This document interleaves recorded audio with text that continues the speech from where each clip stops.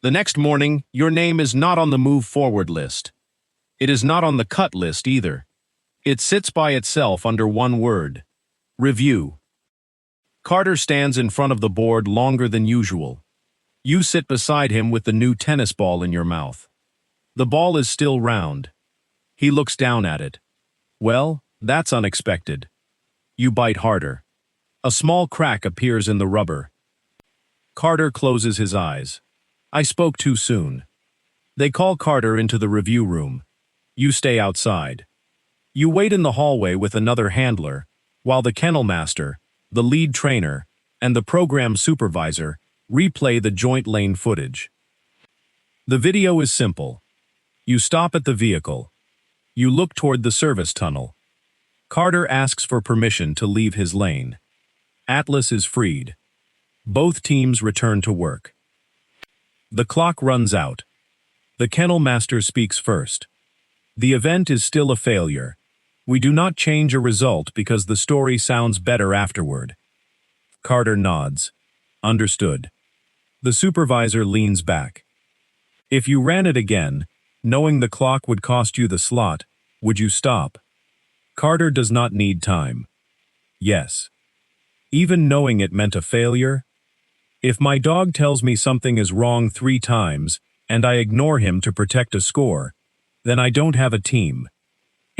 I have a stopwatch. The room goes quiet. The trainer advances the video. After Atlas is freed, you return to the vehicle lane on Carter's first command. You do not crowd Atlas.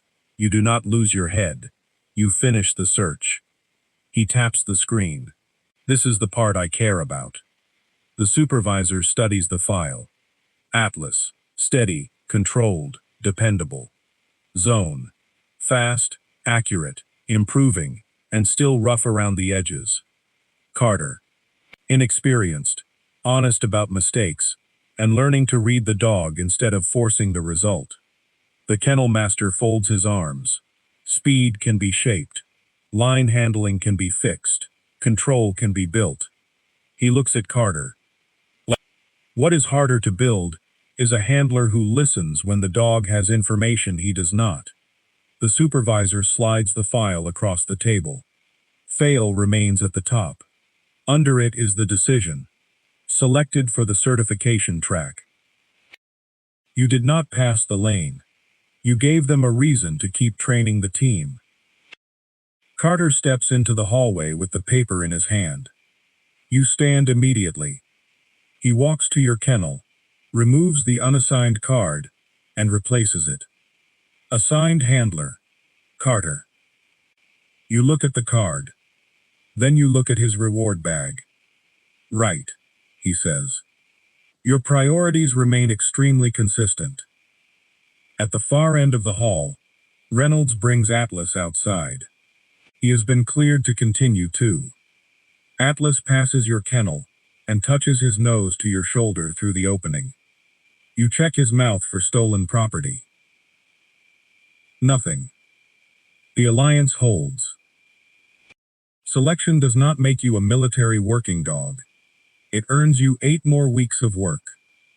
Those weeks are not dramatic. No secret missions. No movie moments. No speeches. Just repetition. You learn to hold an alert while a ball rolls past. Carter learns to keep the line loose even when he thinks he knows the answer.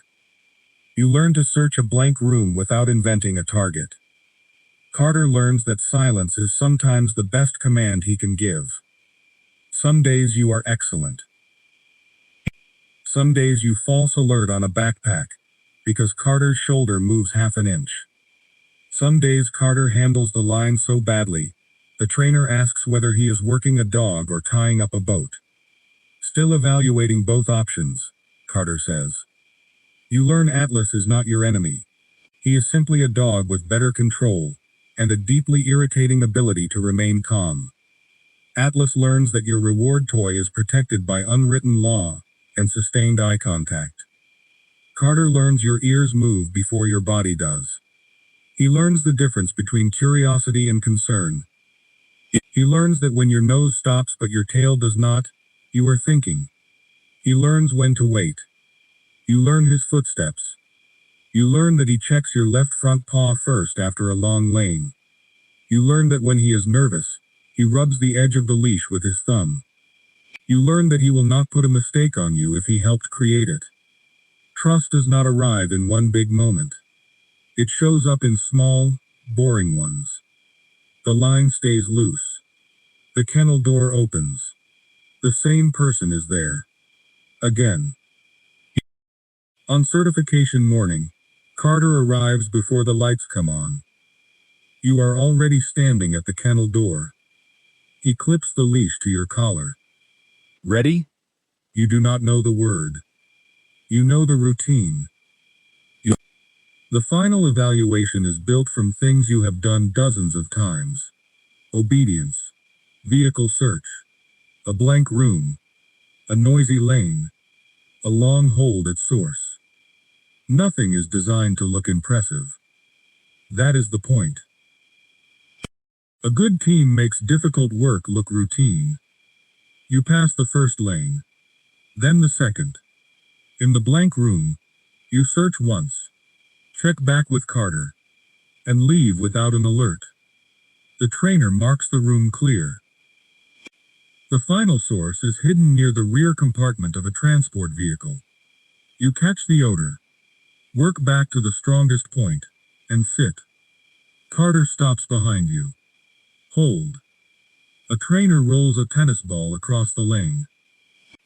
It bounces once and stops 3 feet away. You look at it. 8 weeks ago. That would have ended the test. Carter's line stays loose. You turn your eyes back to the vehicle. The evaluator checks the compartment. Correct. Carter waits while the evaluator signs the final line. Military Working Dog Team. Certified. That is all the paper says. It does not erase the failed lane, the false alert, the ruined tennis balls, or every time Carter had to start over because he sent the wrong signal down the leash. It says the unit can trust the two of you to work together. For a new team, that is enough. Carter finally throws a fresh ball. The package says heavy duty. You catch it in the air. Reynolds stands nearby with Atlas. Carter checks his watch. I give it 10 minutes. Reynolds shakes her head. That's optimistic. You bite down. The ball survives 7 seconds. A piece of rubber drops onto the pavement. Carter looks at the certified team card, then at the destroyed reward. Officially qualified. Still expensive. You bring him what is left of the ball. For once, you drop it at his boots, without being asked. Carter looks down, then at you. Don't get sentimental on me now. You grab the ball again and run toward the yard. That is more like it. You are not the best dog in the unit. Carter is not the most experienced handler. Senior teams are ahead of you. Harder lanes are waiting. There is a long list of things neither of you knows yet. But your names are finally written on the same line. Not because either one of you became perfect, because every time the team came apart, both of you returned to the work. And when the score and the right decision pulled in opposite directions, Carter listened to the dog at the end of the leash. And you stayed with the man holding it. That is how a candidate becomes a working dog. Not in one big moment. One correct choice at a time.